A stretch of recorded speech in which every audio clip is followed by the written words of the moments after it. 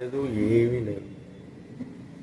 రోడ్లు అన్నీ సైలెంట్గా ఉన్నాయి. చేశారు, కాలం లేదు, కానీ చాలా తక్కువ ప్లేసెస్లో.